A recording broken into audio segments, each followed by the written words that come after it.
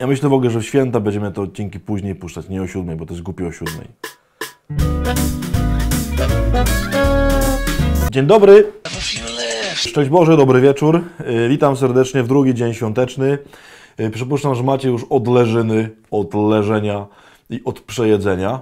Kochani, tak jak obiecywałem, wczoraj, dzisiaj drugi świąteczny odcinek, czyli też taki jeszcze trochę odcinek, no taki świąteczny, czyli taki, żeby sobie poleżeć i ewentualnie coś tam niby to śmiesznie ciekawego, ale nie do końca usłyszeć. Od jutra już wrócimy do regularnych, normalnych 5 minutek, czyli fantastyczne, ciekawe ciekawostki i potem bardzo głębokie duchowe prawdy. Otóż, moi drodzy, co dzisiaj? Dzisiaj taka historia, powiedzmy, że ciekawostka, ale historia, która mi się zawsze przypomina święta, związana z telewizyjnym programem świątecznym i z tym, co oglądamy w święta. Jak na pewno doskonale wiecie, w każde święta w telewizji polskiej obowiązkowe są 2 filmy. Jeden nazywa się Kevin sam w domu. Drugi nazywa się Szklana pułapka.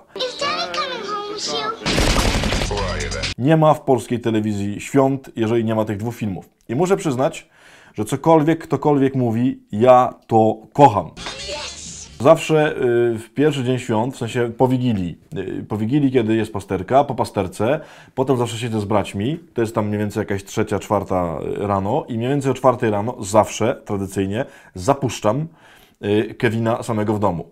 To jest w ogóle jedna z najważniejszych dla mnie rzeczy świątecznych. W drugi dzień świąt zazwyczaj z braćmi albo sam różnie oglądamy Szklaną pułapkę. I chciałbym w związku z tym 2, no może nie ciekawostki, tylko, znaczy nie, jedną to w sumie ciekawostkę nawet, z tymi projekcjami związane. Mianowicie, nie wiem czy wiecie, że w Stanach Zjednoczonych po premierze Szklanej pułapki weszło na stałe w ogóle do języka amerykańskiego takie powiedzenie, które było odpowiedzią na ludzi, którzy narzekali na swoje życie. Otóż kiedy ktoś mówił, że ma bardzo ciężko, że ma bardzo trudno, że już sobie nie radzi, wtedy zwykło się mawiać, i w ogóle to do dzisiaj podobno można spotkać, John McClane też chciał mieć spokojne święta. I mnie się ten tekst bardzo podoba, bo on rozbija te wszystkie nasze po prostu smutki, te wszystkie nasze tragedie i tak dalej, jakimś takim oczywiście ironicznym żartem, ale z tym jest związana naprawdę bardzo ciekawa historia. Otóż, moi drodzy, kiedy byłem jeszcze na tak zwanym studentacie, czyli jeszcze w seminarium przed święceniami kapłańskimi u dominikanów w klasztorze, chyba na 4. tam czy 5. roku, to w Wigilię, nie w Wigilię, źle mówię, to było już po świętach, tak, po świętach.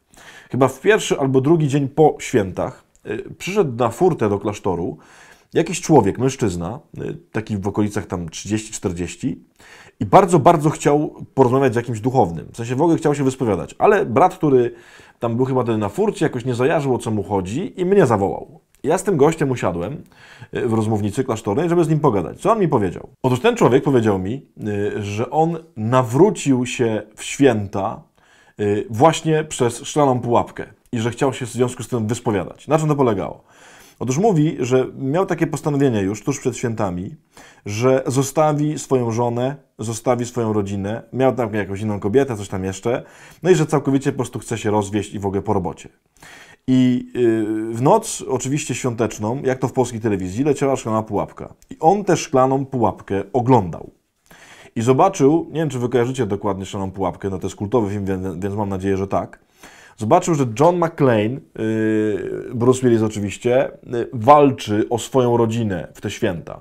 Że musiał wszystko zostawić po to, żeby walczyć o swoją żonę, o to, żeby ona przeżyła, żeby zabić wrogów i tak dalej. I on, kiedy to oglądał, to po prostu spoczęła na nim łaska pańska i nagle zobaczył w sobie tego Johna McClane'a, zobaczył w tej jego żonie z tego filmu swoją własną żonę i poczuł się wezwany do tego, żeby o nią walczyć, żeby o tą rodzinę walczyć. I moi drodzy, zawsze kiedy są święta, mnie się ta historia przypomina. W sensie, jak to Pan Bóg trafia łaską, no przez takie absurdalne rzeczy jak Szklana pułapka, nie?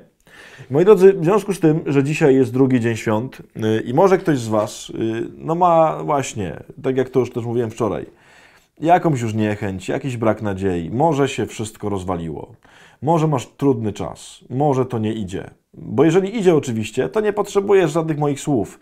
Jeśli masz fantastyczne święta i Pan Jezus się narodził i w ogóle jest super, jesteś z bliskimi i wszystko gra, to w ogóle po co to oglądasz? To w ogóle weź, że to wyłącz i idź do ludzi tam, idź kochaj.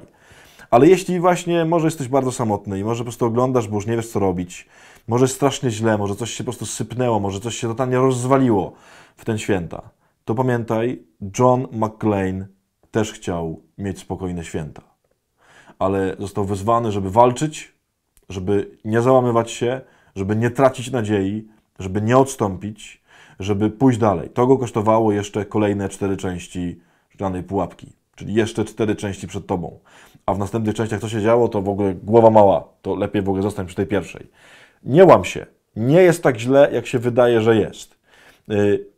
Spróbuj wzbudzić sobie nadzieję, jest z tobą Chrystus, narodził się, to świętujemy, jest z tobą i będzie dobrze. Kochani, koniec odcinków świątecznych, bo już mi się bardzo chce jakichś normalnych ciekawostek, ale w związku z tym są święta, to musiało być trochę inaczej. Obejrzyjcie Kevina samego w domu i Szklaną pułapkę. Święta będą, myślę, dobre, a nade wszystko się nie załamujcie. Będzie lepiej. Do jutra.